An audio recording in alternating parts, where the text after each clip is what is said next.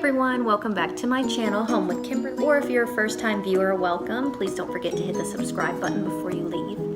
Today we are taking a trip to India, and this recipe is an Indian spiced meatball. It turned out so good. The aromas in the kitchen as I was making this, but it was just so vibrant and fragrant smells, if that makes sense.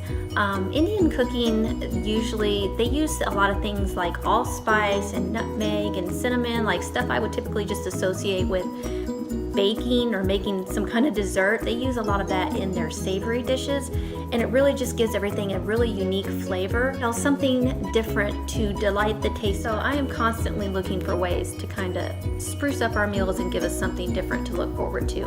I actually did pair my French bread, my homemade French bread that I made, with the Indian spiced meatball meal. That turned out amazing. And then I just served it over white rice. So without further ado, let's get started.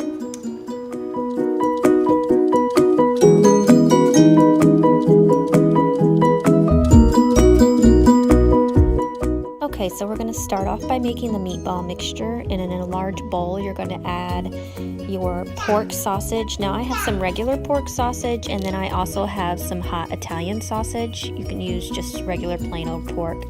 Then you're going to add in some grated ginger. Next we are going to add in our seasonings, starting with some cumin, coriander, and make sure you have ground coriander. Next we are adding in some minced garlic. Next we are going to add in some ground nutmeg, some black pepper, cayenne pepper, ground cloves, ground cinnamon, and some salt. Next we are adding in a couple of tablespoons of some plain Greek yogurt, and if you'll remember from my grocery haul, I talked about this. This is the meal that I bought that little container of yogurt for.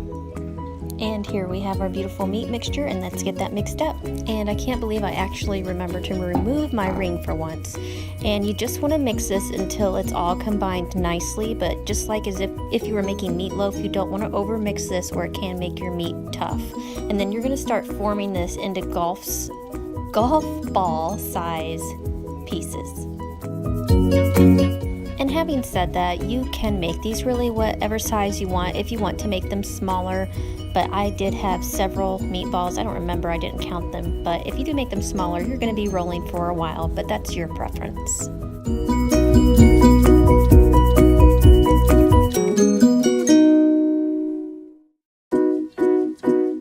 Once all of your meatballs are rolled up, you're going to add your oil to your pan, and once that gets hot, add in your meatballs, and you want to see that nice sizzle when you stick down the meatball. That way you know the pan is hot enough, and you're just browning this on all sides. You're not cooking this all the way through, and you'll have to do it in batches, and then just remove those out onto another plate when you're finished. And then it will be time to start our curry sauce. So for the curry sauce, you're going to start by chopping up an onion.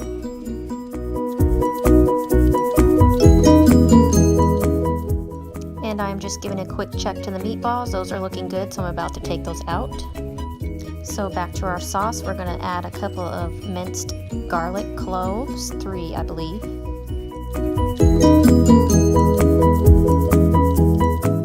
Next we're going to add in some more grated ginger.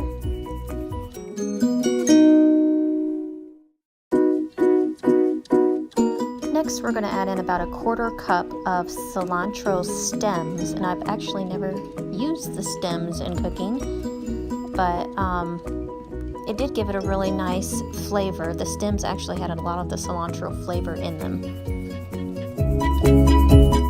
Okay, so now you want to go back to that same pot that you cooked the meatballs in, and keep only about a tablespoon of the oil in there, and then add in your vegetable mixture that you just chopped up. And just give that a quick stir, and then you're going to let that go on low for about 10 minutes to get that stuff tender.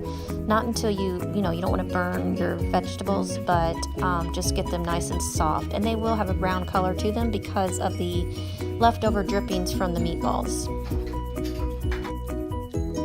So this is our vegetable mixture after 10 minutes. It's looking nice and softened, and now we're going to add in this Patak's hot curry paste that I got from the grocery for this meal.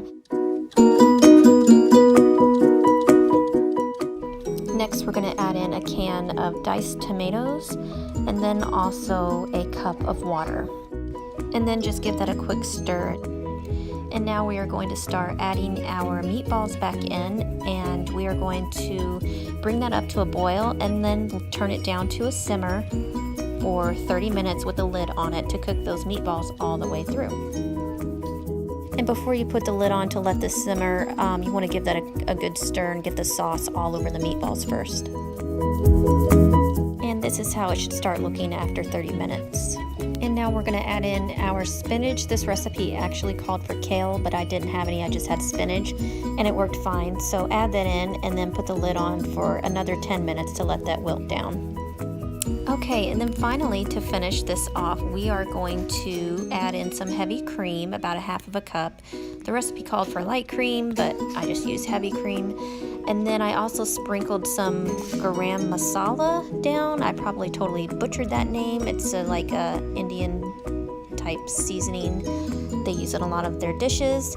I sprinkled that on top, and then the last thing I added was some cilantro and plated up, and this turned out amazing. It was so rich and flavorful. I wish you could smell it.